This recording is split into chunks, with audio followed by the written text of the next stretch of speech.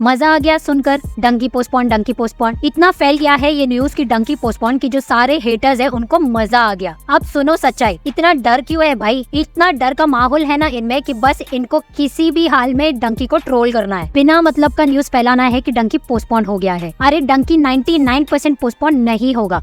अगर मैं लॉजिकली बात करूँ तो शाहरुख खान को ये साल डंकी निकालने की जरूरत थी ही नहीं। पठान उन्होंने जनवरी 2023 में निकाली जिसने 1000 करोड़ का बिजनेस किया और जो सारे बॉयकॉट गैंग की वाट लगा दी और बॉलीवुड इंडस्ट्री में फिर से रिवाइव किया। उसके बाद जवान अभी बस सितंबर में निकाली जिसने ऑलमोस्ट 1200 करोड़ का बिजनेस टच करने वाली है और इतने रिकॉर्ड्स बना दिए कि वो जो सो कॉल्ड एक्टर्स है वो तो सपने में भी नहीं पहुंच पाएंगे। पर बात सिर्फ वो नहीं है, पठान अभी तक OTT में चल रहा है और जवान अभी तक आया भी नहीं है, तो अभी ये साल डंकी को आने की जरूरत नहीं थी। पता नहीं राजकुमार हिरानी और SRK ने ये साल का ही डेट बुक कर दिया, वो भी 1.5 साल पहले ही, जबकि उनको पता था कि 2 मूवी ऑलरेडी आ गई थी। भाई एक साल में 4 से 6 मूवीज करने का काम तो किसी और का है और उनका नाम मुझे आपको बताने की जरूरत ही नहीं है। तू समझा?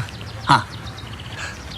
नहीं तू समझा नहीं। जवान अब तक अच्छा बिजनेस कर रही है और ऑल इंडिया नेट उसका हो गया है 630 करोड़ और हिंदी नेट हो गया है 569 करोड़। ये इतना बड़ा रिकॉर्ड बन गया है कि अब वो गदर 2 के फैंस भी शांत हो गए। वो अब समझ गए कि भाई ये रिकॉर्ड टूटने से रहा। सो ओवरऑल बात ये है कि जबकि जवान का रन टाइम अब तक खत्म नहीं हुआ है तो डंकी को ये साल रिलीज नहीं होना था। बट SRK वो करते हैं जो हम कभी सोच भी नहीं सकते, क्योंकि बिजनेसमैन SRK और एक्टर SRK से काफी बड़ा है। उन्होंने अगर ठान लिया है कि अगर उनको 22 दिसंबर को ही आना है तो मतलब आना ही है।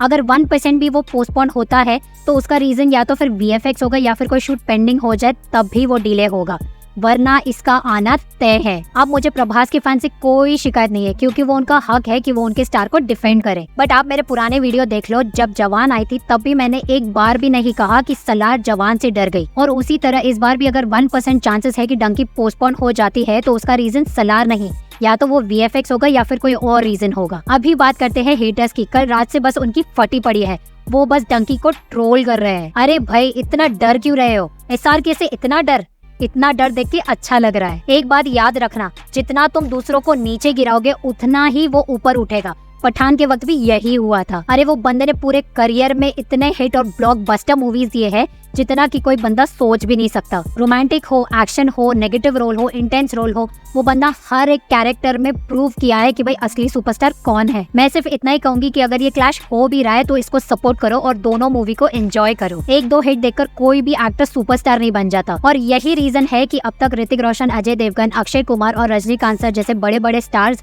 अब तक राज कर रहे हैं। कंटिन्यू हिट देने से ही एक एक्टर की असली वैल्यू मालूम पड़ता है। सो गाइस, बिना मतलब का डंकी को ट्रोल करना बंद करो। ये मूवी इतनी बड़ी होगी, जो कुछ हेटर्स है ना वो खुद जाकर थिएटर्स में ये मूवी को देखेंगे और ताली बजाएंगे। इतना ही नहीं, डंकी का टीजर बहुत जल्द आने वाला है और टीजर देखकर तो सबके होश उड़ जाएंगे। मेरा हर एक अपडेट परफेक्ट होता है और अब टीजर का वेट करो, सब कुछ क्लियर हो जाएगा। सो होप आपको ये मेरा वीडियो पसंद आया हो तो प्लीज इसे लाइक कर दीजिए और चैनल को सब्सक्राइब करना मत भूलना। प्लीज थोड़ा सपोर्ट करो and let's spread positivity and ignore the haters.